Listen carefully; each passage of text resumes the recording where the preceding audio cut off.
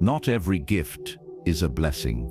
Some gifts come wrapped in love, others come wrapped in control, obligation, manipulation, or future expectations.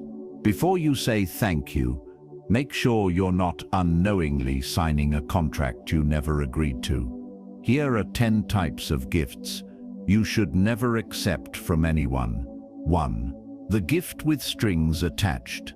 At first glance, it looks generous, thoughtful, maybe even life-changing. But look closer. Some gifts don't come wrapped in paper. They come wrapped in expectations. The gift with strings attached is never just a gift. It's a silent contract, a future favor, an invisible invoice waiting for the right moment to be handed back to you. And here's the tricky part. The strings are rarely visible at first. It might sound like, "Don't worry about it. I got you. It's nothing. I just wanted to help. You deserve it." But weeks or months later, the tone changes. "After everything I've done for you, I just thought you'd show up for me.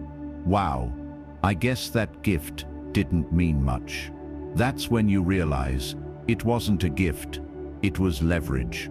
True generosity gives and releases. Manipulative generosity gives and remembers.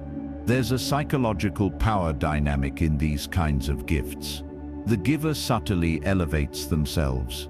They become the rescuer, the provider, the reason you're okay. And once you accept it, they expect access to your time, your loyalty, your decisions. The gift becomes a hook. Sometimes the strings are emotional, sometimes financial, sometimes relational, but they're always there. And the cost, your freedom. Here's what makes it dangerous. Declining it can feel rude. You might think, maybe I'm overthinking this, or they're just being kind. But your intuition is rarely wrong. If something feels heavy instead of joyful, pay attention. Let's talk about a real-life example. Imagine this: you're struggling financially. A friend offers to pay your rent for a month. You're grateful, relieved. You say thank you 100 times. At first they say, "Don't worry about paying me back. I've got you." But over time things shift. They start expecting you to cancel plans for them. They get irritated when you say no. They bring up the rent in arguments. They remind you, subtly or directly, that you wouldn't have survived that month without them. Suddenly, every boundary you set feels like ingratitude. Now you're not just a friend, you're a debtor. That's not generosity, that's positioning. Healthy giving doesn't require emotional repayment. It doesn't demand loyalty upgrades. It doesn't hold receipts. Another example, you start dating someone new. Very early on, they buy you expensive gifts, jewelry, gadgets, vacations. You're flattered, maybe even impressed, but then they start saying things like, "I don't like you going out without me. I think you should delete certain people from your phone. I just feel like, after what I've done for you, you could compromise." That's not romance. That's conditioning. They're training you to equate gifts with obedience. And the more valuable the gift, the harder it feels to push back, because now you feel guilty, indebted, almost obligated. But here's the truth. A gift that buys control is not a blessing. It's bait. Real generosity sounds like, "I wanted to do this for you." No pressure, no expectations, and they mean it. If you say no later, they respect it. If you don't reciprocate, they don't resent it. If you set boundaries, they don't bring up the past. That's how you know it was clean. The gift with strings attached often targets people who are kind, loyal, and appreciative. People who don't like feeling ungrateful. People who value relationships deeply. Manipulators know this. They rely on your conscience to keep you compliant. But gratitude should never cost you autonomy. Here's a powerful mindset shift.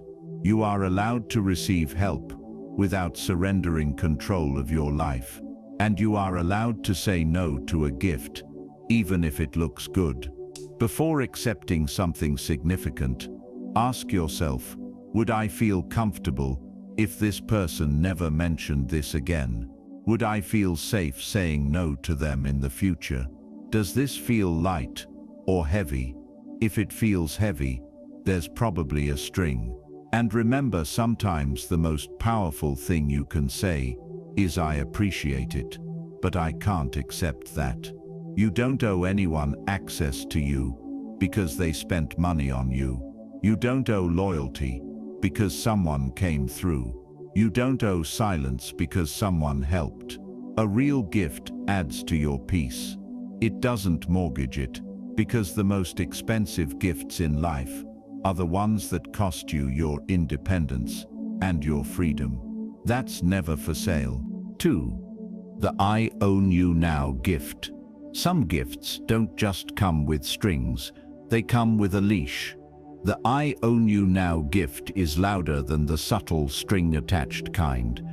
It doesn't whisper expectation, it assumes control. The moment you accept it, the dynamic shifts. Suddenly, you're no longer just a partner, friend, sibling, or colleague. You're property. This type of gift is usually expensive, dramatic, or life-altering. A car, a luxury trip, a fully paid apartment, a business investment, school fees, something big enough to create a psychological imbalance, because that's the goal. It's not about generosity, it's about power. Here's how it starts. I just want to take care of you. You don't have to worry about anything anymore. I'll handle it.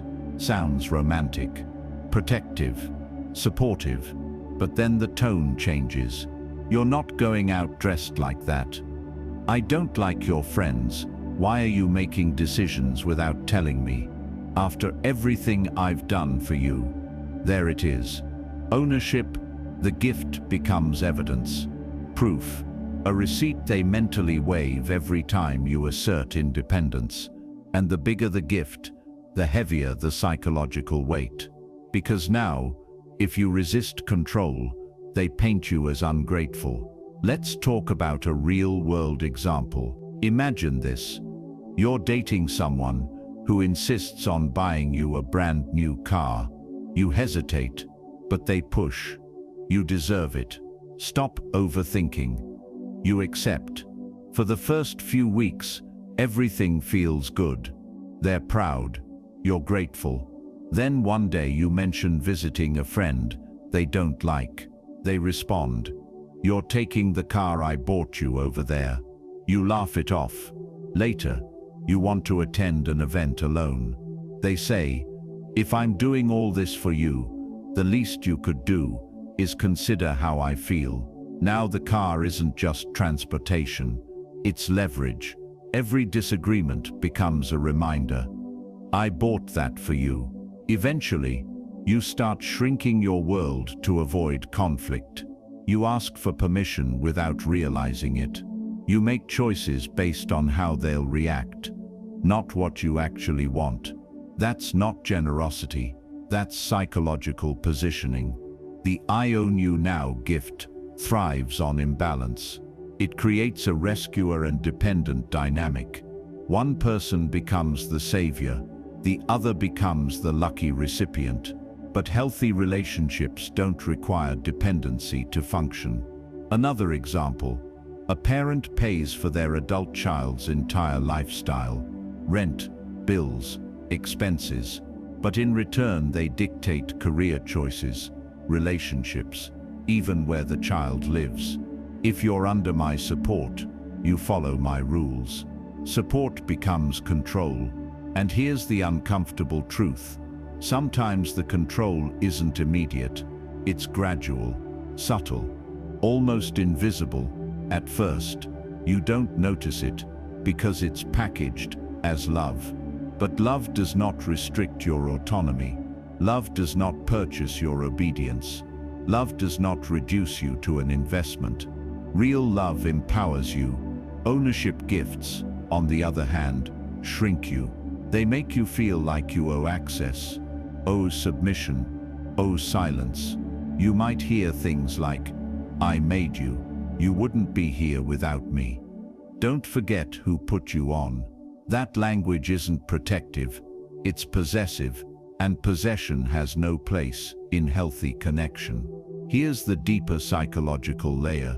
Control through generosity creates guilt-based compliance. You don't obey because you agree. You obey because you feel indebted. That's not partnership. That's quiet captivity. And the most dangerous part, from the outside, it looks glamorous. People might even envy you. They bought you that. You're so lucky. I wish someone would do that for me. But they don't see the invisible cost, the anxiety before making a decision, the tension in simple disagreements, the fear of being labeled ungrateful. Freedom traded for comfort is still a loss. Now here's the key difference. A healthy giver says, "This is yours, do what you want with it." An ownership-minded giver says, "This is yours, but remember where it came from." One releases, the other retains control. Before accepting a major gift, ask yourself, would this person still respect my boundaries after giving this? Could I disagree with them tomorrow without fear? Would I feel safe ending the relationship if I needed to? If the answer is no, the gift is too expensive, because the most powerful thing you can own in life is your autonomy. And once someone feels like they own you, they stop relating to you as an equal. They relate to you as an asset. You are not an asset. You are not a project. You are not a return on investment. You are a human being, and no matter how shiny, luxurious, or life-changing a gift looks, if it comes with control attached, it's not generosity, it's a contract. And your independence is worth more than anything money can buy. 3. The keep you quiet gift. Not all gifts are about love. Some are about damage control. The keep you quiet gift doesn't show up when things are good. It appears after disrespect, after betrayal, after crossed boundaries, after you've been hurt, and you're about to speak up. Instead of a conversation, you get a package. Instead of accountability, you get flowers. Instead of change, you get distractions. And the message underneath it all, let's not talk about it. This gift is shiny on the outside, but silent on the inside. It doesn't solve the problem, it tries to bury it. You might recognize it. You bring up something that bothered you. They deflect. They disappear for a few hours. Then they return with something expensive, dramatic, or sentimental. "I just wanted to make you smile. Can we not ruin the mood? I hate seeing you upset." It sounds caring, but pay attention to what's missing. Ownership, apology, real conversation, changed behavior. The keep you quiet gift is not about your healing. It's about their comfort. It's emotional hush money. And here's why it works so often. Most people don't want conflict. When someone shows up with a grand gesture, it feels easier to accept the gift than to continue the hard conversation. You tell yourself, maybe I'm overreacting. You think, at least they're trying. You convince yourself, it's not that serious. But deep down, you know the issue is still there, unresolved, waiting. Let's walk through an example. Imagine you're in a relationship. You discover your partner has been texting someone inappropriately. You confront them. They deny it at first. Then they minimize it. You feel disrespected. You're hurt. The next day they show up with an expensive watch you once mentioned liking. They take you out to dinner. They post you on social media with a caption about how much they love you. Everyone sees the public display. No one sees the unresolved betrayal. You feel torn, grateful, but still wounded. They act like everything is fixed. When you try to bring it up again, they say, "I thought we moved past that. Why can't you just enjoy what I did for you?" I'm trying, but they never actually addressed the root issue. That's the keep you quiet gift. It replaces repair with performance. It conditions you to trade your voice for comfort. And over time, a dangerous pattern forms. They hurt you. They buy something. You go quiet. The cycle repeats. Eventually, you stop bringing things up at all, because you already know what's coming. A gift instead of growth. And here's the deeper problem. Every time you accept silence in exchange for something material, you train them that this strategy works.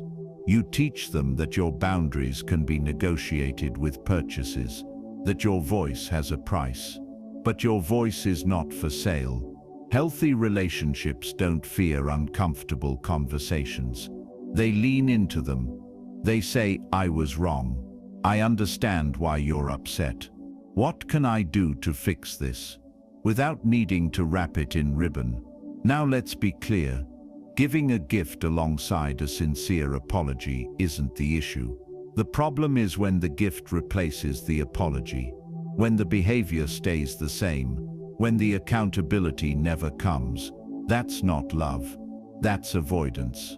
The keep you quiet gift can also show up outside romantic relationships. A boss who disrespects you in meetings, but later offers a bonus to smooth things over. A friend who spreads your business but buys you something to avoid discussing it. A family member who insults you publicly, then sends money instead of acknowledging the hurt. In each case, the pattern is the same: harm, distraction, silence. But silence is expensive, because every unspoken hurt builds resentment. Every buried issue grows roots. And one day the weight of everything unsaid becomes too heavy to carry. Real peace isn't bought, it's built. If someone truly values you, they won't try to quiet you. They'll want to understand you. So here's the question to ask yourself. When a gift appears after conflict, did they fix the issue, or did they just decorate it? Did they change, or did they just spend? Did they listen, or did they silence? Because a real apology costs ego. A fake one costs money. And one of those is much easier to give. The next time someone tries to smooth over your pain with a purchase, pause. You can say, "I appreciate the gesture, but I still need to talk about what happened." Watch their reaction carefully. If they get irritated, defensive, or dismissive, the gift was never about you. It was about control. You deserve resolution, not distraction. Growth, not gloss. Conversation, not compensation. Because the most dangerous gift isn't the one that controls you. It's the one that teaches you to silence yourself and your voice. It's worth more than anything that fits in a box. 4. The competitive gift. Some gifts are given to celebrate you. Others are given to outshine someone else. The competitive gift isn't about your joy. It's about their ego. It's not generosity. It's strategy. It's a performance disguised as kindness. This type of gift usually shows up in comparison-heavy environments, family gatherings, friend groups, social media moments, romantic triangles, workspaces. The goal: to win, not to give. You'll know it's competitive when the energy feels loud, dramatic, almost theatrical. It sounds like, "Oh, that's what they got you. I had something better planned. Don't worry, I'll top that. Let me show you how it's really done." You're not the focus, you're the scoreboard. And here's the problem. When you accept a competitive gift, You unknowingly step into someone else's rivalry. You become a pawn in a game you never agreed to play. Let's paint a picture. Imagine you're in a relationship. Your partner finds out your ex sent you a simple birthday gift, something small, respectful. Instead of ignoring it or calmly addressing any insecurity, your partner goes into overdrive. Suddenly, they throw you a massive surprise party, expensive decorations, flashy presents, social media posts declaring how amazing they are. On the surface, it looks romantic, but underneath, it's a statement. This is what real effort looks like. See how much better I am. No one outdoes me. Now your birthday isn't about celebration. It's about competition, and you can feel it. The energy isn't warm, it's intense. It's less about connection and more about comparison. Here's another example. In a family setting, one sibling buys their parent a thoughtful, modest gift for Mother's Day. Another sibling shows up with something extravagant and makes sure everyone knows the price, the effort, the exclusivity. They announce it loudly. They emphasize how hard it was to get. They wait for applause, and if the attention doesn't land exactly right, the mood shifts. That's not love. That's ego management. The competitive gift thrives on audience reaction. It feeds on validation. It needs witnesses, because the giver isn't asking, "Do you love this?" They're asking, "Did I win?" When gifts turn into scorecards, relationships start feeling transactional. You might feel pressure to react a certain way, to show extra excitement, extra gratitude, extra praise, just to keep the peace. And if you don't respond dramatically enough, they may feel slighted. That's the hidden tension. Healthy generosity is secure. It doesn't need comparison to feel valuable. It doesn't care what anyone else is doing. But competitive giving is rooted in insecurity. It's driven by thoughts like, "I need to be the favorite. I need to look better. I need to prove something." And when you accept gifts in that dynamic repeatedly, you reinforce it. You become the reward for their rivalry. Sometimes the competitive gift isn't obvious at first. It might show up as constant one-upping. You mention someone helped you move apartments. Suddenly they offer to buy you brand new furniture. You talk about a small achievement at work. They immediately gift you something grand to celebrate properly. It sounds supportive, but the intensity feels off. It feels like escalation, not encouragement. The danger is subtle. Over time, you may start feeling like you're in the middle of silent battles. You may feel like you have to downplay other people's kindness to avoid triggering competition. That's emotional pressure you never asked for. Here's a powerful truth. If a gift makes you feel like a trophy instead of a person, it's competitive. Real gifts say, "I thought of you." Competitive gifts say, "I thought of how this makes me look." Before accepting something grand, especially in emotionally charged environments, pause and ask, is this about celebration or comparison? Would they still give this if no one else knew? Does this feel peaceful or performative? Because the competitive gift often comes with invisible expectations, you must publicly praise it. You must rank them highest. You must make it clear they won. And if you don't, the generosity might quietly disappear next time. You deserve gifts that feel safe, not strategic. Warm, not weaponized. Intentional, not insecure. If someone truly values you, they won't need to compete for your affection through purchases. They'll build connection through consistency. Because love isn't a contest, friendship isn't a ranking system, family isn't a scoreboard, and you You are not a prize to be claimed in someone else's competition. The best gifts are given quietly, confidently, and without comparison. Anything else is just ego in expensive wrapping. The replacement gift. Some gifts are thoughtful, some are generous. And then there's the replacement gift, the one that tries to substitute what actually matters. This is the gift that shows up instead of time, instead of effort, instead of consistency, instead of respect. It's the "I couldn't be there, so here's this." The "I know I've been distant, but look what I bought you." The "I don't communicate well, so accept this as proof that I care."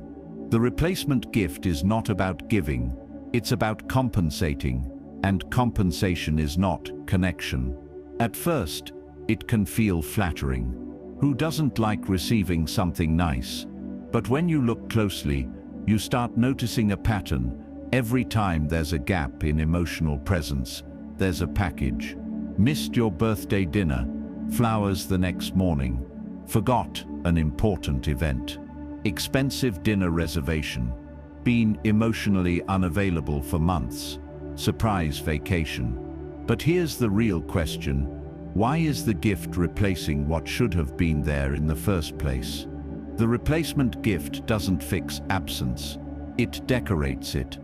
And over time, you may find yourself accepting things instead of asking for what you truly need. You say, "It's okay," you smile, you post the gift online, but deep down you're thinking, "I just wanted you to show up." Let's look at an example. Imagine you're in a relationship where your partner constantly works late. They rarely spend quality time with you. Conversations are short. Dates are postponed. You've expressed that you miss them. They nod. They say they understand, but nothing changes. Instead, they surprise you with a designer bag you once admired. It's beautiful, expensive, thoughtful in detail, but it doesn't sit across from you at dinner. It doesn't laugh at your jokes.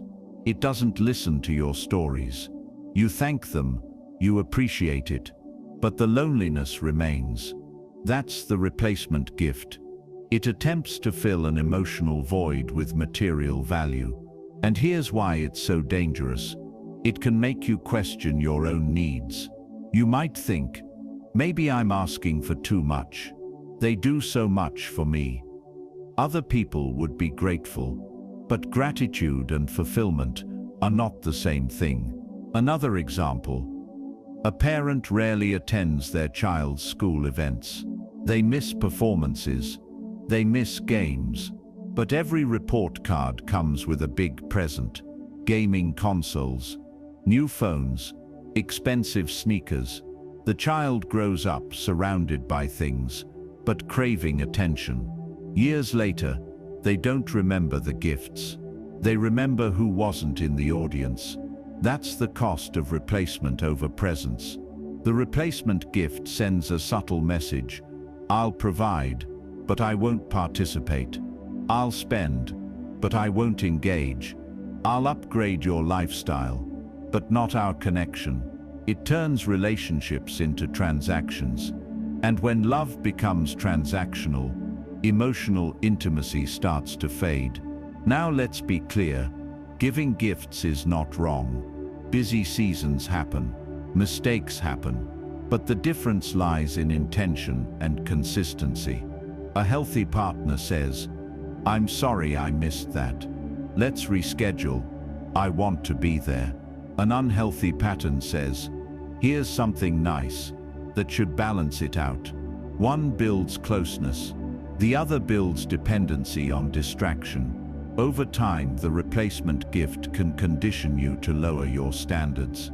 You stop asking for quality time because you know what you'll get instead. You stop expressing disappointment because you don't want to seem ungrateful. You start equating love with spending. But love is not measured in price tags. It's measured in presence. Here's a powerful mindset shift. If someone consistently replaces effort with gifts, They are telling you what they value most. Convenience, because buying something is easier than changing behavior.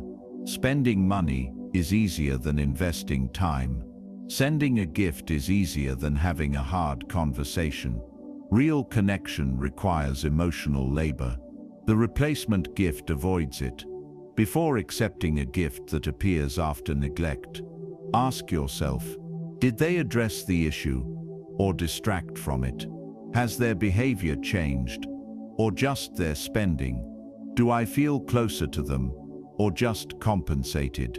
Because the truth is simple. You can't hug a handbag. You can't talk to a watch. You can't build memories with a receipt. You deserve presence. You deserve effort. You deserve consistency. The right people won't replace themselves with objects. They'll show up, and when someone truly values you, the gift will be an addition, not a substitution. Because the most meaningful thing anyone can give you isn't something you unwrap. It's themselves. 6.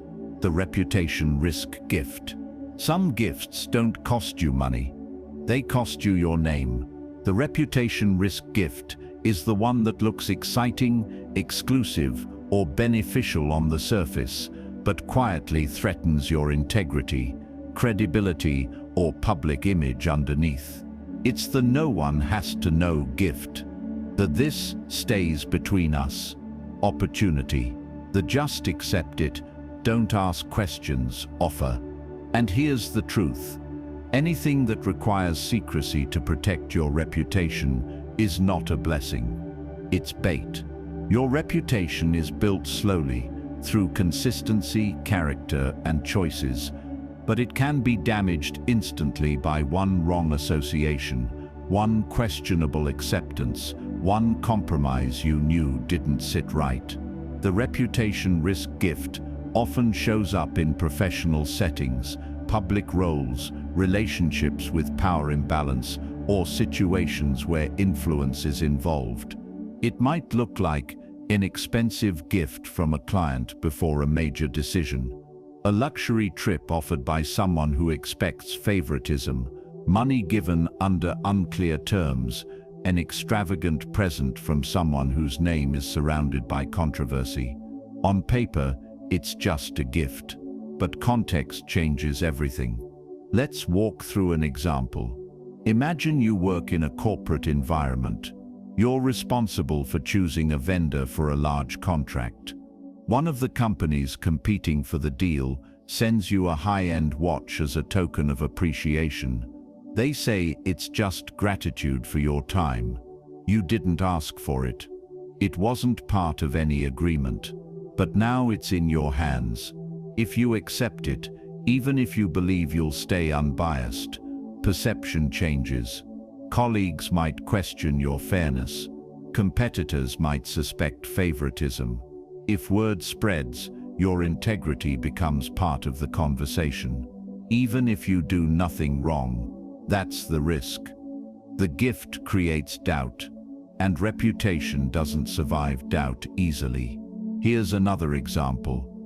In a social setting, imagine you're building your personal brand, maybe online, in business, or within your community. Someone known for unethical behavior publicly gifts you something expensive and posts about it. Suddenly, your name is linked with theirs. People begin to wonder, are they connected? Do they support each other? What does that say about their values? You didn't ask for that alignment, but now you're wearing it. The reputation risk gift often comes wrapped in flattery. You deserve this.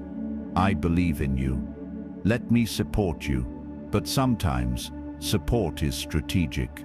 Sometimes, your credibility is more valuable to them than the gift is to you. And once your image is associated with their agenda, it's difficult to untangle. Here's what makes this gift especially dangerous. It plays on ambition. It shows up when you're trying to level up, when you want exposure, connections, opportunity. It whispers, this could open doors, but it rarely mentions which doors might close. Your reputation is currency.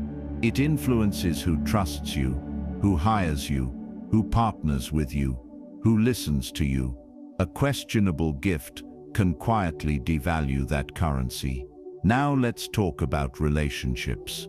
Imagine someone with a controversial background, maybe known for shady dealings or constant drama, gives you lavish gifts publicly, expensive dinners, designer items, social media shoutouts. People begin to connect your names, and even if your intentions are clean, perception shapes reality. You may find yourself defending your character because of what you accepted. That's exhausting.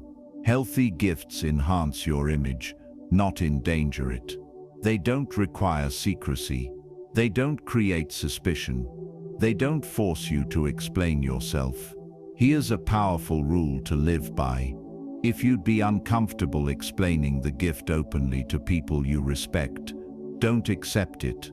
If it needs to be hidden, downplayed, or justified, it's not aligned. And alignment matters more than access. Sometimes the reputation risk gift isn't even illegal. It's just ethically gray. And gray areas are dangerous because they're easy to rationalize.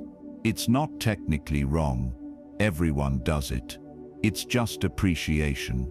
But your standards shouldn't bend based on what's common. They should stand based on who you are. Because once trust is questioned, rebuilding it takes far more effort than declining a gift ever would. Here's another example. You're in a position of authority, maybe a teacher, manager, or mentor. Someone under your supervision offers you an expensive personal gift. Accepting it could blur boundaries. It could shift professional dynamics. It could create imbalance. Even if intentions are innocent, perception can shift, and perception influences credibility. Your peace of mind is worth more than any luxury item. Your name is worth more than any shortcut. Before accepting a significant or questionable gift, ask yourself, does this align with my values? Could this compromise my fairness or image? Would I feel confident if this became public knowledge? If there's hesitation, that's your answer. Because the most valuable thing you own isn't something that can be wrapped. It's your reputation. And once that's damaged, no gift in the world can fully restore it. Protect your name. Protect your standards. Protect your credibility. Some gifts are simply too expensive, even when they're free. 7. The gift that costs your peace. Not all expensive gifts come with price tags. Some come with anxiety. The gift that costs your peace is the one that looks good in your hands, but feels heavy in your chest. It's the gift that makes your stomach tighten instead of your heart smile. The one that keeps you overthinking. The one that quietly whispers, "This isn't sitting right." And here's the truth most people ignore. If it disturbs your peace, it's already too expensive.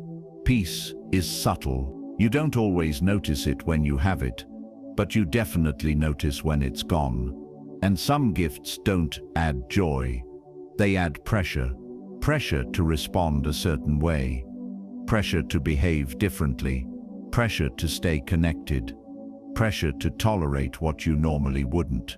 The gift that costs your peace often overlaps with other toxic gift types. Control, competition, manipulation, but its defining feature is internal discomfort. On the outside, everything looks fine. On the inside, something feels off. You might hear yourself say, "It's nice, but I don't know why I feel weird about it. I should be grateful, right?" That "but" is your intuition. Let's walk through an example. Imagine someone you've had a complicated history with. Maybe an ex who disrespected you, lied to you, or emotionally drained you. Months later, they reappear with an extravagant gift. It's thoughtful. It references something you once loved. They say they've changed. Now you're holding it. And instead of feeling excited, you feel conflicted. You know accepting it might reopen doors you worked hard to close. You know it might send the wrong message. You know it might pull you back into emotional chaos. But you also don't want to seem harsh. So you accept it. And that night, your mind races. Does this mean we're talking again? Are they expecting something? Did I just undo my progress? That's the cost. The gift didn't add peace. It disrupted it. Here's another scenario. You're building distance from a toxic family dynamic. You've set boundaries. Communication has been minimal, but healthier. Suddenly, a large sum of money is offered to you for support. No conversation, no acknowledgement of past behavior. Just money. You hesitate, because you know money has always been their way of re-entering control. You know accepting it might reopen patterns you escaped. The money could help you, but it might cost you your independence. That tension, that's your peace, negotiating with your desire. And peace should always win. The gift that costs your peace is dangerous because it tempts you with comfort while threatening your stability. It asks you to trade clarity for convenience. It says, this will make things easier, but easier isn't always better. Peace is better. Sometimes the cost isn't dramatic. Sometimes it's subtle. A friend gives you something expensive, and now you feel obligated to constantly show up for them, even when you're exhausted.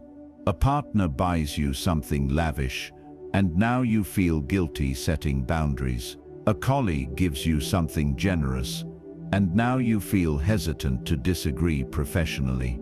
The anxiety might not be loud, but it lingers, and peace doesn't linger in anxiety. Here's a powerful test. After receiving a gift, sit quietly and check in with yourself. Do you feel light, or do you feel responsible? Do you feel appreciated, or do you feel indebted? Do you feel calm, or do you feel pressure? Your body often tells the truth before your mind catches up. Peace feels steady. Pressure feels urgent. Healthy gifts don't make you question your safety, your growth, or your boundaries. They don't complicate your life. They complement it. The gift that costs your peace often comes wrapped in temptation. It might solve a short-term problem. It might elevate your lifestyle.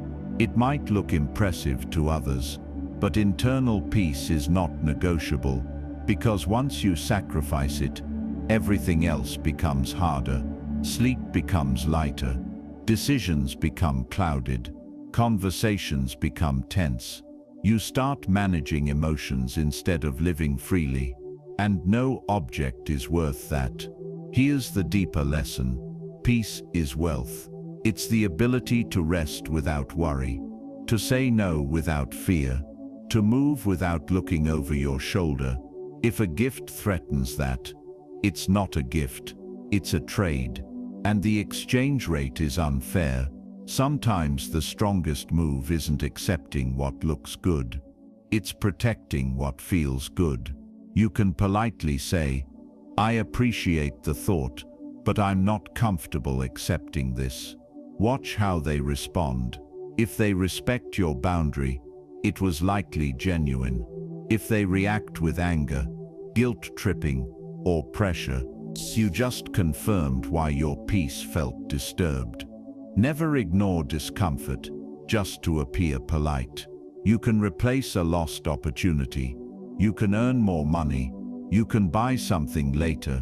But rebuilding inner peace takes time, and you work too hard for it to hand it away in exchange for something that shines. The best gifts feel like sunlight, warm, effortless, natural. The wrong ones feel like weight, and anything that weighs down your spirit isn't a blessing. It's a burden disguised in ribbon. 8. The upgrade, your loyalty gift. Some gifts are given to celebrate connection. Others are given to purchase allegiance.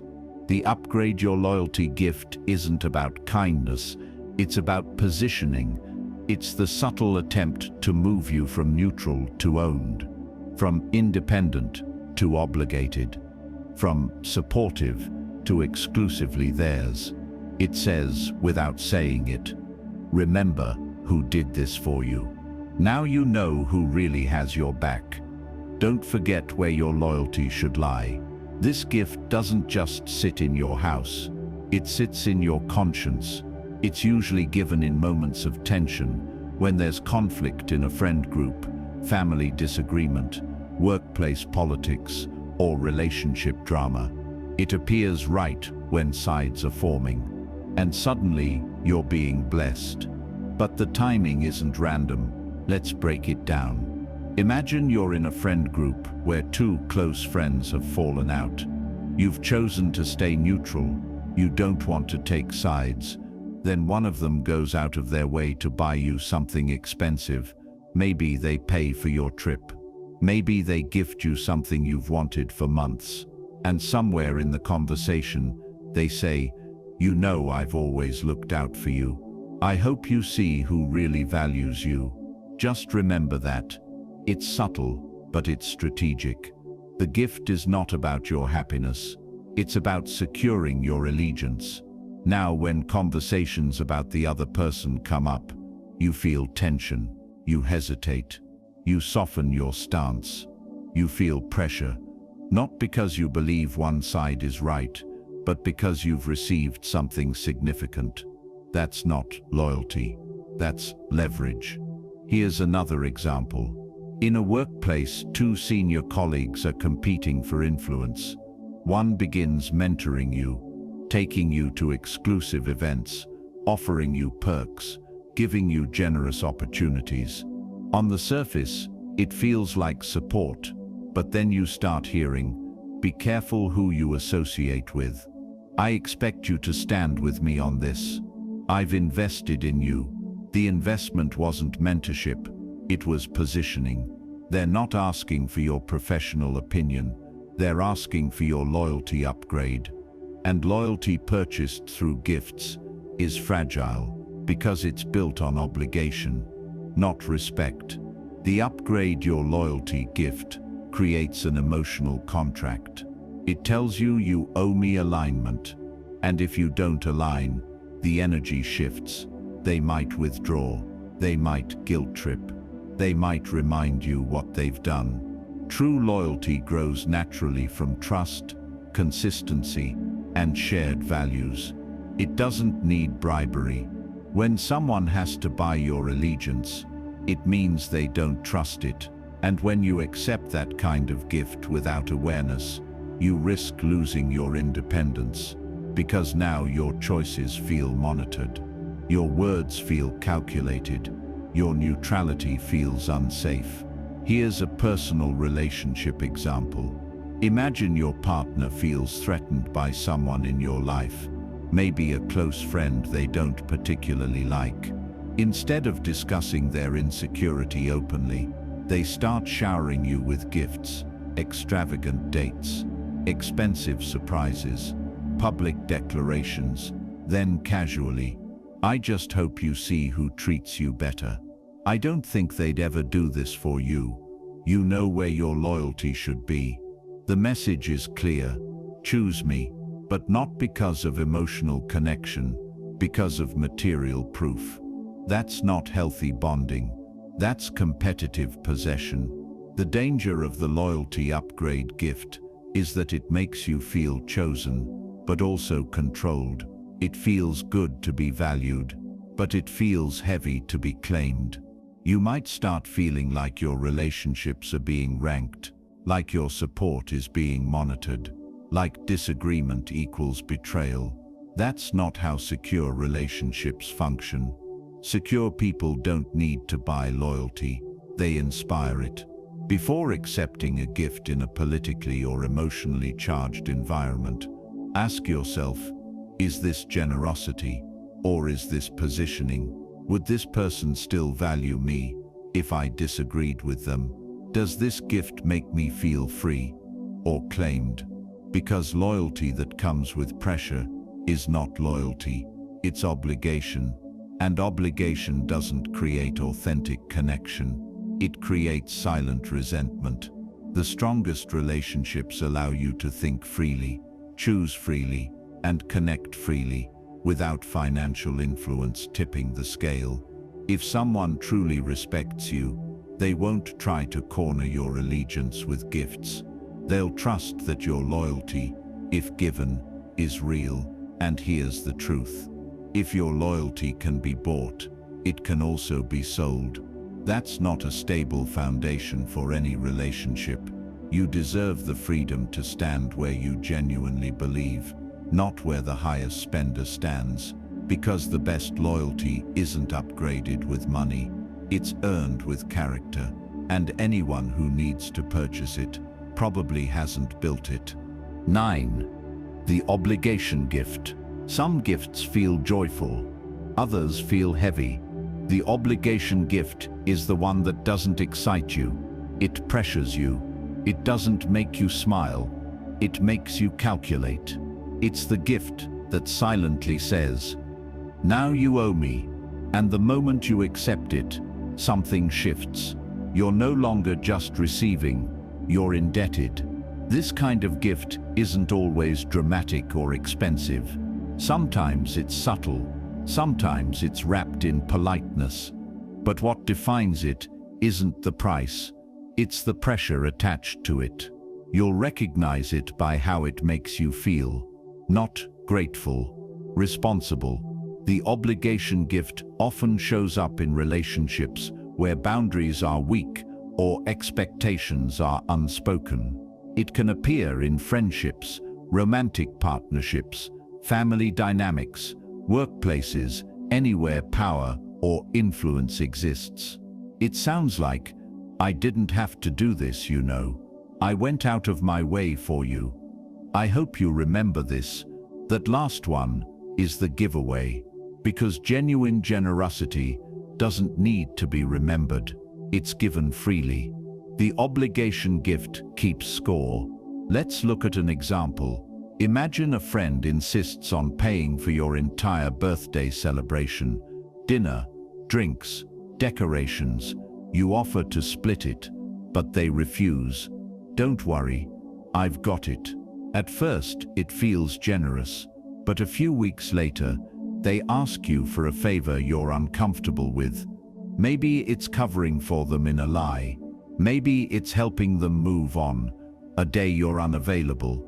Maybe it's something that crosses your boundaries. When you hesitate, they respond. "After everything I did for your birthday, there it is, the receipt." Now the celebration doesn't feel like kindness. It feels like leverage. That's the obligation gift in action. It turns generosity into a transaction. It converts kindness into currency, and the currency isn't money, it's compliance. Here's another scenario. A family member frequently gives you money or pays for things you didn't ask for.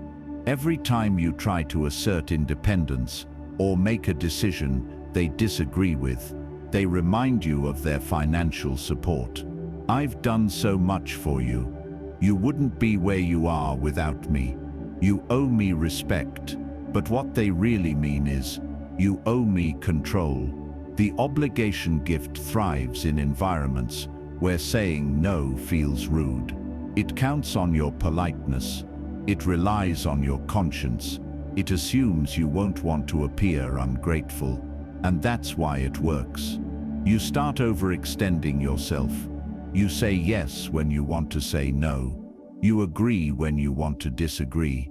You show up when you're exhausted, not because you want to, because you feel like you should. But obligation is not the same as appreciation. Appreciation is voluntary. Obligation feels forced. Here's the deeper psychological pattern. The giver gains subtle power, the receiver loses subtle freedom. Over time, this dynamic can erode your confidence. You may begin second-guessing your boundaries. You may start measuring your responses based on what you've received.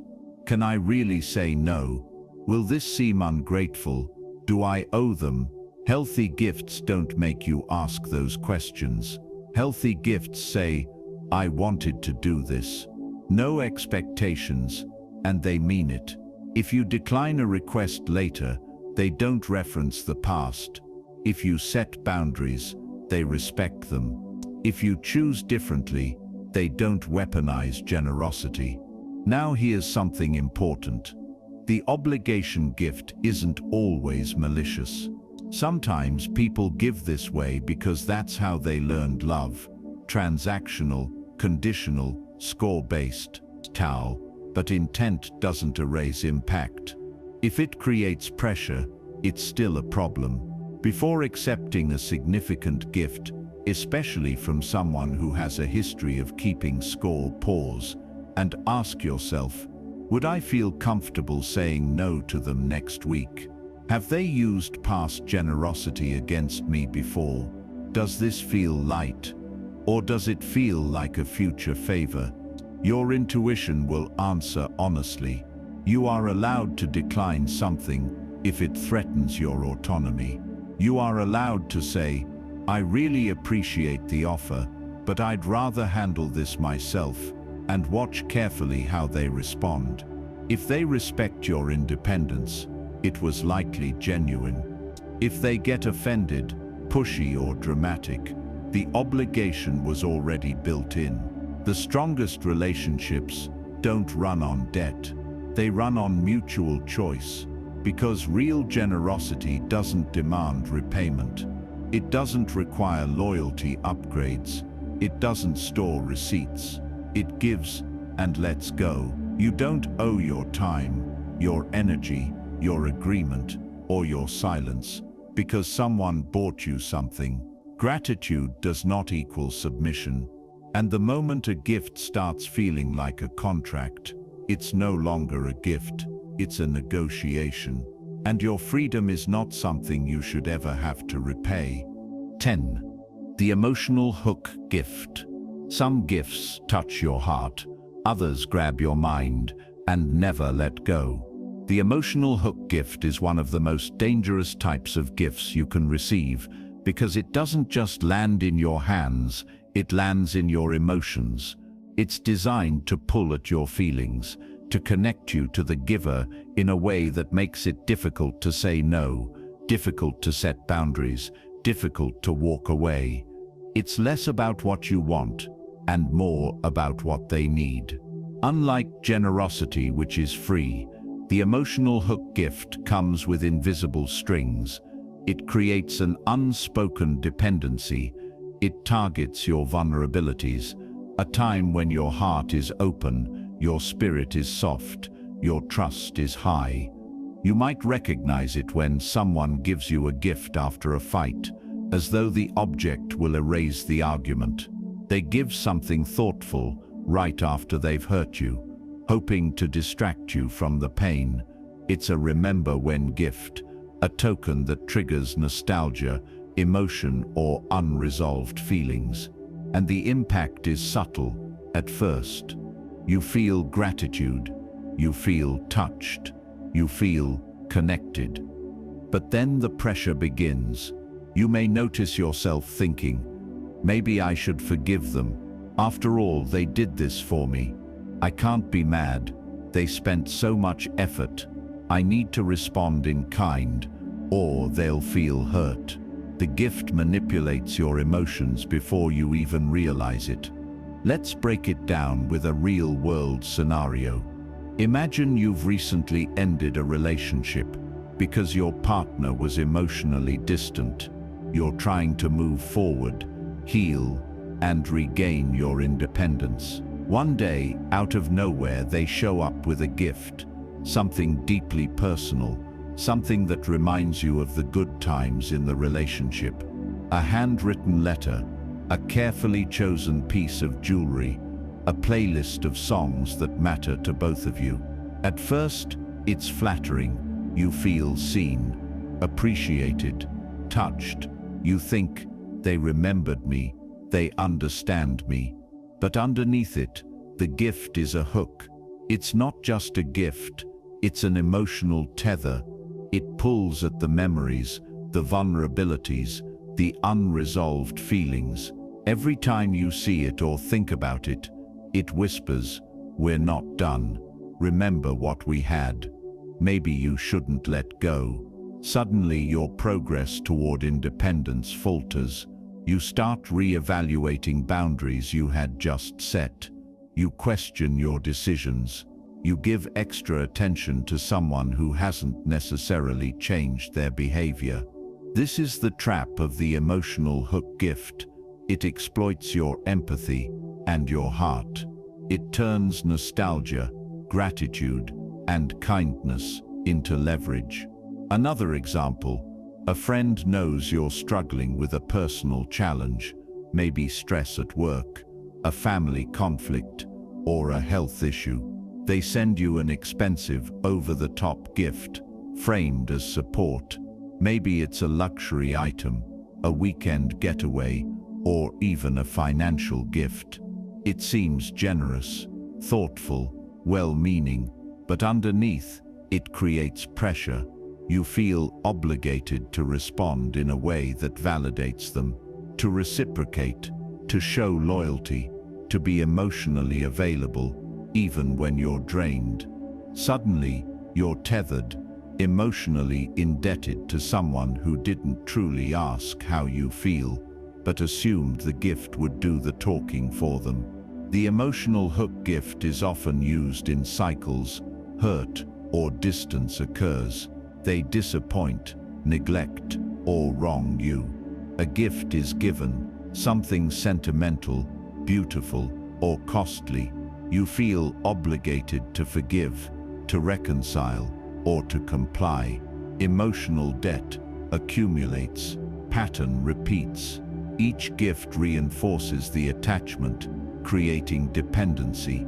It's subtle, but over time, it erodes your autonomy. The key to recognizing it is not in the gift itself, but in how it makes you feel. Ask yourself, does this gift make me question my boundaries? Does it make me feel obligated to forgive or comply? Do I feel manipulated, even slightly, by the timing or intent of this gift? If the answer is yes, it's no longer a gift, it's an emotional tool. Here's the harsh truth. Emotional hook gifts are often wrapped in love, care, or thoughtfulness. They're seductive because they feel like generosity. They touch the soft spots in your heart. But generosity is meant to empower you, not bind you. Healthy gifts enhance your joy. They bring lightness. They make you smile without complicating your feelings. Emotional hook gifts do the opposite. They weigh on your mind, tug at your heartstrings, and challenge your boundaries. The ultimate test, can you accept it and still feel free? Can you enjoy it without feeling indebted, manipulated, or coerced emotionally? Can you hold it and remain in control of your own heart? If not, the gift is too costly, and the cost is your emotional independence. The emotional hook gift is more than a present. It's a subtle attempt to claim influence over your feelings, your decisions, and your life. And no one has the right to do that, even if they wrap it in ribbon. Your emotions are yours, your heart is yours, your boundaries are yours. True generosity strengthens you. Emotional hook gift weaken you. Never forget, the most expensive gifts are often the ones you pay for with your peace, your clarity, or your freedom. And no object, no matter how beautiful, is worth that price. Protect your peace. Not just your hands. Gifts are meant to bring joy, connection, and love, not anxiety, obligation, or control. The wrong gift can quietly erode your boundaries, tether your emotions, or compromise your freedom. Always listen to your intuition, honor your peace, and remember that accepting something doesn't mean surrendering yourself. True generosity empowers, uplifts, and respects you fully. So choose wisely. Protect your heart, your independence, and your well-being, because the best gift you can ever receive is the freedom to say yes or no without compromise.